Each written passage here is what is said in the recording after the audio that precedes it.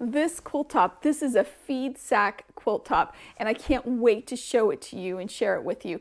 This is 82 by 82. It is just the top or the flimsy, and it is so unique and has tons of surprises. Before we take a closer look at this, my name is Chris O'Neill from Sew the Distance. Thank you for joining me. So let's dig in and see what we can learn from this quilt top. This quilt is so full of surprises and I cannot wait to share it with you.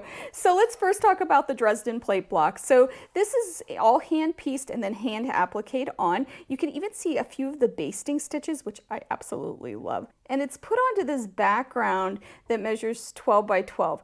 Now let's talk about this background. Now you can see the seams are kind of weird, and that's interesting in and of itself. But what was really wonderful about this quilt, and one of the reasons I just had to have it, is because on the back of this one, you can see the printing from the feed sack that was used. And this really wasn't a feed sack, I guess. It's a sugar sack. So the sugar came in bags and the maker used the bags to make this block. I can't tell you how excited that makes me. So these all here are parts of bags from either flour or sugar or whatever other grain that may have been in them. Also, making it even more interesting, some of these fabrics are from feed sacks to the printed feed sacks. I love this. I love, love, love this quilt top. And you can really see how the maker incorporated the seams from the fabric into the blocks, making it so cool. So very cool. Now, none of the other ones on the back have printing on them, but still, I just love what one does, which also makes me wonder how exactly to finish this, because I really, really want to keep that art showing. So we'll see. Let me know in the comments what you think I should do.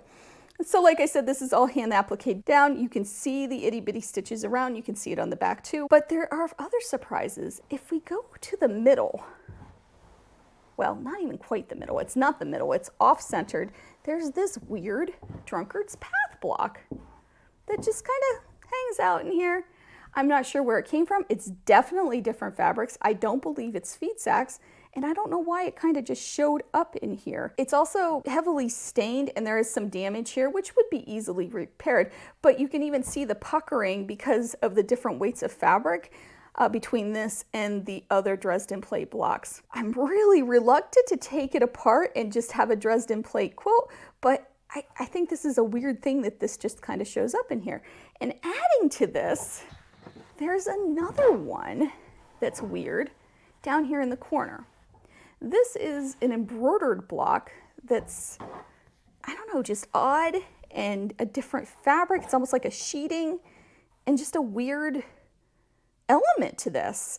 So I'm not sure exactly what happened here, why this is in here. Maybe it was the signature block or something like that, but I found that odd. So if we go back to these blocks, however, the Dresden plate blocks, you can see that most of them are scrappy, but some are not. This one has a little bit more controlled fabric choice and placement, and then we have a few others that are not scrappy at all. Well, they're not scrappy in the sense that everything's different. I'm sure they were still made from scraps, but we see this, and there's a few blocks like that too. Overall, they're very scrappy and wonderful and fun.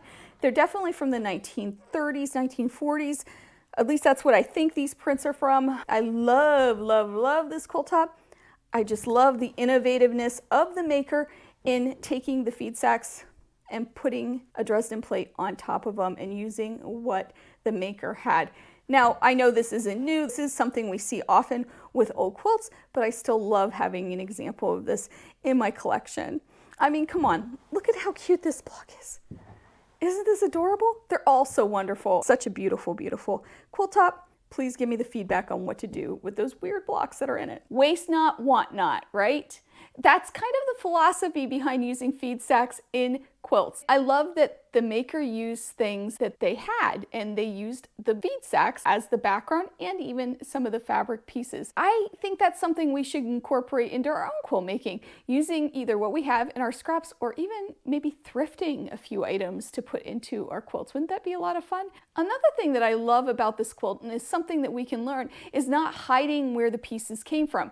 We can see the seams, and there are even seams right down the middle of blocks from where the feed sacks were opened. I love that it wasn't being disguised. And finally, the last thing we can learn is mixing the very scrappy blocks with the not so scrappy blocks. What a great idea to not always have an only scrappy quilt and not only have a controlled scrappy quilt. You can mix them up and have different layers of scrappiness within your quilt, which is what the maker did in this one. I hope you enjoyed looking at this quilt top just as much as I did. It's so much fun to see exactly what the maker did and why, and all of that wonderfulness that comes along with it. And one thing that's really becoming one of my favorite parts about this quilt, other than it being on feed sacks, is that I can still see those basting stitches. I wonder why they weren't taken out. Just makes you think even more about these quilts and what was going on in the maker's mind. I hope you have a wonderful week. I hope you take some time to sew, and I'll see you real soon. Bye.